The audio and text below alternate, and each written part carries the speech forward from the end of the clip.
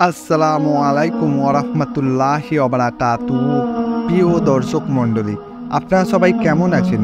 আশা করছি মহান আল্লাহ রব্বুল আলামিনের অসীম করুণা ও মেহেরবানিতে আপনারা সবাই ভালো আছেন।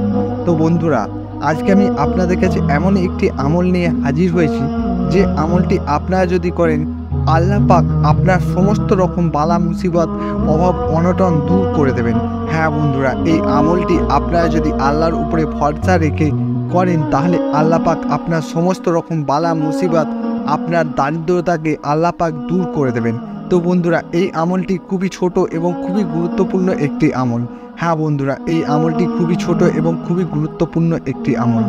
তো বন্ধুরা, আপনারা যদি এই আমলটি করেন, তাহলে আপনারা সমস্ত রকম বালা মুসিবত, বিপদ, দারিদ্রতা থেকে আপনারা বেরিয়ে আসতে পারবেন এবং আল্লাহ পাক আপনার অভাব অনটনকে দূর করে দেবেন। হ্যাঁ বন্ধুরা, আল্লাহ পাক আপনার অভাব অনটন, আপনি যে দারিদ্রতার মধ্যে ভুগছেন, সেই সকল কিছুকে আল্লাহ পাক দূর করে দেবেন এবং আপনাকে শান্তি দান করবেন।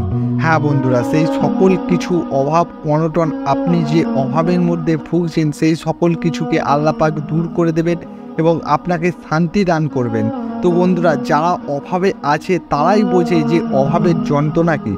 হ্যাঁ বন্ধুরা, যারা ঋণগ্রস্তের মধ্যে আছে, যারা অভাবগ্রস্তের মধ্যে আছে, যারা দারিদ্রতার মধ্যে আছে, তারাই বোঝে যে অভাবের যন্ত্রণা কী, ঋণগ্রস্তের যন্ত্রণা কী, দারিদ্রতার যন্ত্রণা কী। হ্যাঁ বন্ধুরা, আমরা সকলেই কিন্তু অভাব অনটনের মধ্যে জড়িয়ে আছি। তো বন্ধুরা, আমরা কম বেশি সকলেই এই অভাবের মধ্যে জড়িয়ে আছি। তো বন্ধুরা, তাই বলছি, আপনারা অনেকে অনেক কিছুই করলেন, অনেকে অনেক কিছুই করেছেন, চেষ্টা করেছেন এই অভাব থেকে বেরিয়ে আসার জন্য, এই দারিদ্রতা থেকে বেরিয়ে আসার জন্য, এই ঋণগ্রস্ত থেকে বেরিয়ে আসার জন্য। তো বন্ধুরা, আপনারা চেষ্টা করে বিফল হয়ে গেছেন। তাই বলছি বন্ধুরা, আপনারা এই অভাব থেকে, এই দারিদ্রতা থেকে যদি আপনারা বেরিয়ে আসতে চান, তাহলে আপনারা এই আল্লাহর ছোট্ট নামটির উপরে আমল করুন। হ্যাঁ বন্ধুরা, আল্লাহর যে 99টি নাম আছে, সেই 99টি নামের একটি নাম হচ্ছে আল গানিয়্যু। হ্যাঁ বন্ধুরা, সেই 99টি নামের একটি নাম হচ্ছে আল গানিয়্যু। তো বন্ধুরা, এই আল্লাহর 99টি নামের একটি নামের উপরে আপনারা আমল করুন। আল্লাহ পাক আপনার সমস্ত রকম বালা মুসিবতকে দূর করে দেবেন এবং আপনাকে ঐশ্বর্যশীল বানিয়ে দেবেন। হ্যাঁ বন্ধুরা, আপনারা ধন দৌলত এবং ঐশ্বর্যের মালিক হতে পারবেন এই নামের উপরে আমল করলে। তো বন্ধুরা, এই নামটির অর্থই হচ্ছে মহা ঐশ্বর্যশীল। হ্যাঁ বন্ধুরা, এই নামটির অর্থই হচ্ছে মহা ঐশ্বর্যশীল।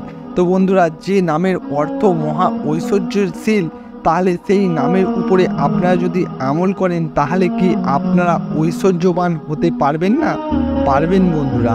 আল্লাহ পাক চাইলে আপনাকে ধন দৌলত ঐশ্বর্যশীল বানিয়ে দেবেন। তো বন্ধুরা, আপনারা যদি ধন দৌলত ঐশ্বর্যের মালিক হতে চান, তাহলে এই নামের উপরে আমল করুন। তো বন্ধুরা, এই নামটি আল্লাহর একটি জালালি নাম। হ্যাঁ বন্ধুরা, এই নামটি আল্লাহর একটি জালালি নাম। তো বন্ধুরা, এই নামটি আপনারা যদি কোনো রোগগ্রস্ত অবস্থায় থাকেন বা বিপদগ্রস্ত অবস্থাতেও থাকেন, তাহলে আপনারা এই নামের উপরে আমল করতে পারেন।